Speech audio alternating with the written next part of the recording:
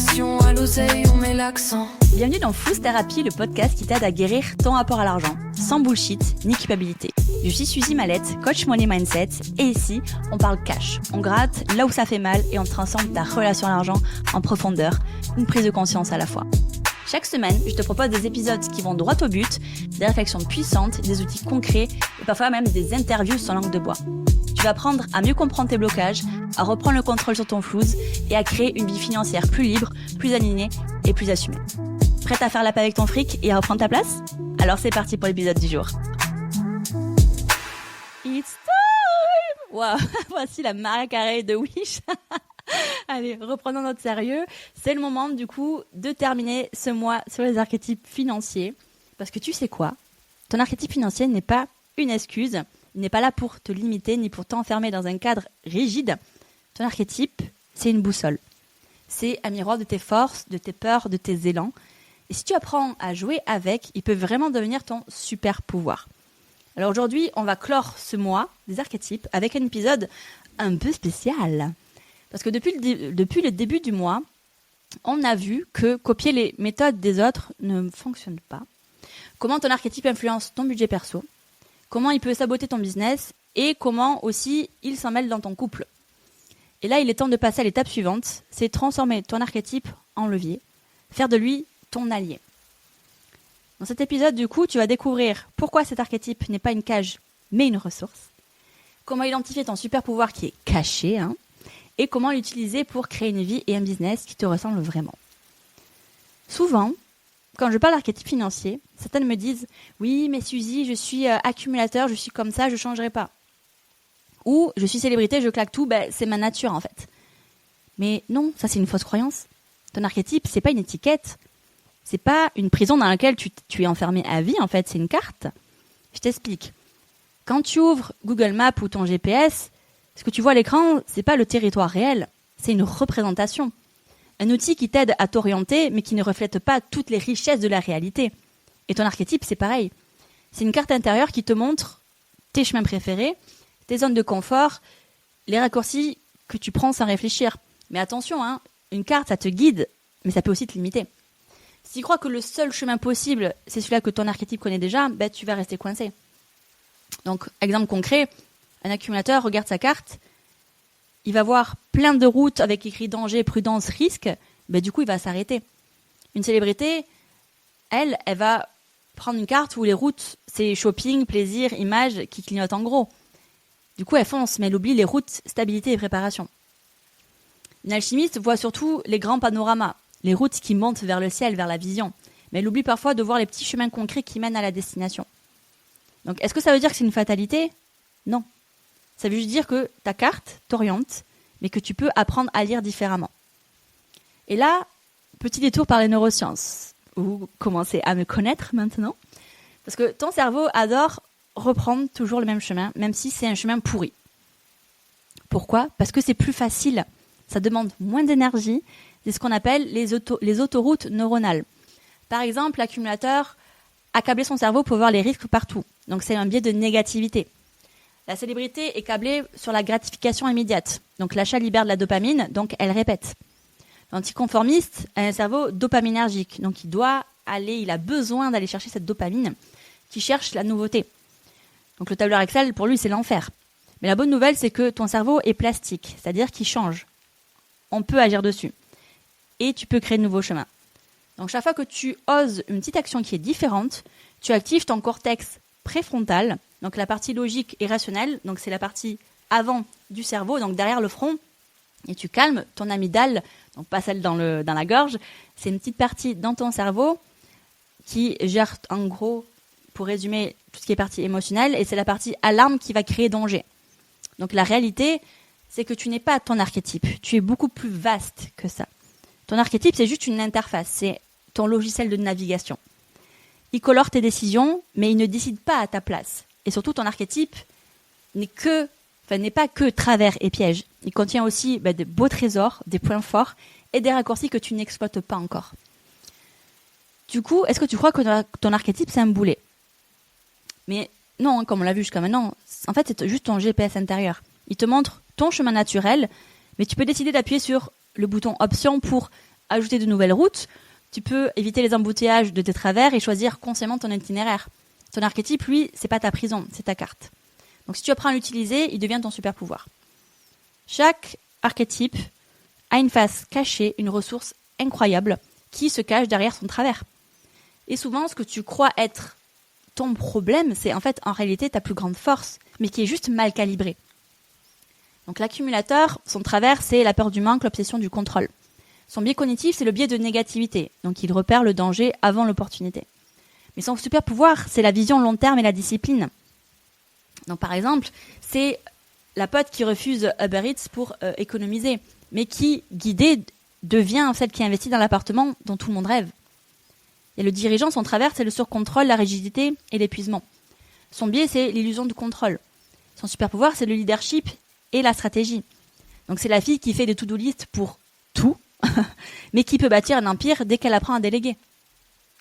L'anticonformiste, son travers, c'est le chaos et l'impulsivité. Donc son biais, c'est la recherche de nouveautés pour aller à la recherche de cette dopamine. Donc super pouvoir, audace et innovation. C'est elle qui envoie valser Excel, mais qui peut créer une offre que personne d'autre n'ose lancer. Et le nourricier, c'est, au niveau de ses travers, c'est l'oubli de soi et des tarifs trop bas. Donc le mécanisme, c'est le besoin d'amour et de reconnaissance. Son super pouvoir, c'est la loyauté et l'empathie. Elle offre des réductions à tout le monde, mais une fois qu'elle se priorise, elle devient un aimant à relations solides. La célébrité, son travers, c'est les dépenses compulsives pour l'image. Donc son biais, c'est la gratification immédiate. Son super pouvoir, c'est le magnétisme et l'inspiration. Donc elle claque 200 € chez Zara pour se sentir mieux, entre guillemets, mais elle peut inspirer des centaines de personnes rien qu'avec son aura. Le romantique, son travers, c'est dépenses plaisir, fuite de la rigueur. Son mécanisme, ça va être la recherche du réconfort. Et son super pouvoir, ça va être la joie de vivre. Elle achète un bouquet de fleurs juste parce que c'est joli, mais elle peut transformer cette énergie en art de vivre durable. Et le connecteur, son travers, c'est la peur de vendre et le fait d'être invisible. En psychologie, du coup, ça va être le besoin de lien et la peur de déranger. Et son super pouvoir, c'est l'authenticité et la sincérité. Donc, il va éviter de parler de son offre, mais quand il ose, ça touche droit au cœur. Il y a l'alchimiste, son travers, c'est la procrastination et le rejet du concret. Donc son biais, ça va être le biais d'optimisme, donc penser que tout s'arrangera. Donc son super pouvoir, c'est la vision et l'intuition. Donc elle rêve de révolutionner le monde, mais une fois qu'elle agit, elle devient visionnaire et concrète. Est-ce que tu vois un peu le twist de tout ça là-dedans ? Parce que ton travers, c'est pas un défaut. C'est une force qui a pris trop de place. Et calibré, en fait, ça devient vraiment ton super pouvoir. Donc comment est-ce qu'on fait pour activer ce super pouvoir ? Donc la première étape, ça va être de repérer ton travers récurrent, tout simplement. C'est quoi ton mode auto-sabotage ? Est-ce que c'est bloquer, claquer, fuir, surcontrôler, donner trop ? Vraiment, on va aller identifier ça. La deuxième étape, c'est d'aller identifier le besoin caché. Un travers, en psychologie, c'est toujours une tentative de répondre à un besoin. Donc bloquer, par exemple, ça va être un besoin de sécurité. Claquer, ça va être un besoin de plaisir ou de reconnaissance. Fuir, ça va être un besoin de paix. Par exemple, surcontrôler aussi, besoin de maîtrise. Donner trop, besoin d'amour. Donc va vraiment identifier ça. Quel est ton besoin à travers tes comportements ? La troisième étape, c'est de choisir une action qui est alignée. Pas une révolution, juste un petit geste qui va commencer à recalibrer ton cerveau. Parce qu'en neurosciences, chaque nouvelle action va activer ton cortex préfrontal, la partie avant de ton cerveau, comme j'ai dit tout à l'heure, donc la partie logique, et va calmer ton amygdale, la partie émotionnelle, qui amène du coup la peur. Et le fait de le répéter, et à force de le faire, tu vas créer une nouvelle autoroute neuronale. Donc, par exemple, je vais faire ça autrement. Je vais te donner un exemple par archétype. Donc l'accumulateur, ça va être par exemple d'investir 50 € au lieu de tout bloquer. Célébrité, prévoir une enveloppe image cadrée. Nourricier, on va dire facturer une fois son vrai tarif sans réduire.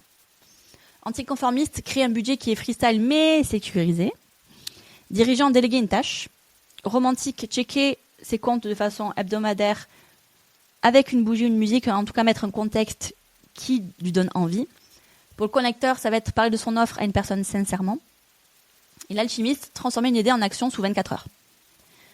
Donc, petit défi fun, défi archétype de cette semaine, parce que c'est pas en changeant tout que tu changes. C'est en répétant des petites actions différentes que tu recables ton cerveau. Alors, si tu ne retiens qu'une chose de ce mois des archétypes, c'est celle-ci. Ton archétype, c'est pas ton ennemi, c'est pas une prison, c'est ton super pouvoir. Ton argent, c'est ton miroir. Il reflète la valeur que tu t'accordes. Il reflète la liberté que tu t'autorises. Donc ton argent, c'est aussi ton amplificateur. Il amplifie tes forces comme il amplifie tes peurs. Et un archétype qui est subi te freine. Un archétype activé t'accélère. Alors je vais te poser une question cash. Qu'est-ce que tu veux que ton argent raconte de toi? Une histoire de peur et de manque ou une histoire de puissance et de liberté? T'as pas besoin de devenir quelqu'un d'autre. T'as juste besoin d'apprendre à hacker ton archétype, à transformer ton travers en levier et activer ton super pouvoir. Et si tu veux que je t'accompagne, j'ai créé plusieurs portes d'entrée. Donc booste ton oseille pour une gestion simple, durable et efficace selon ta propre personnalité financière. Mes kits archétypes pour plonger dans ton profil, que ce soit dans la gestion perso ou dans le pro.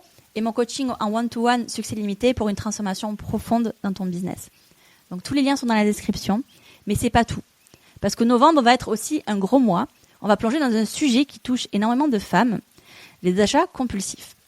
Donc c'est ces moments où tu claques ta CB pour oublier, compenser ou te rassurer et où tu regrettes après. Donc dans ma formation CB en surchauffe, je vais t'expliquer ce qui se joue dans ton cerveau quand ça arrive et comment reprendre le contrôle sans te priver et sans culpabilité. Alors retiens bien ceci pour la clôture de ce mois des archétypes. Ton profil financier t'explique pourquoi tu réagis comme tu réagis. Et dès novembre, je vais t'apprendre à transformer même tes compulsions en une clé de compréhension. Parce que la vraie liberté financière, c'est pas d'être parfaite, c'est d'arrêter de subir et de savoir exactement comment utiliser ton argent au service de ta vie.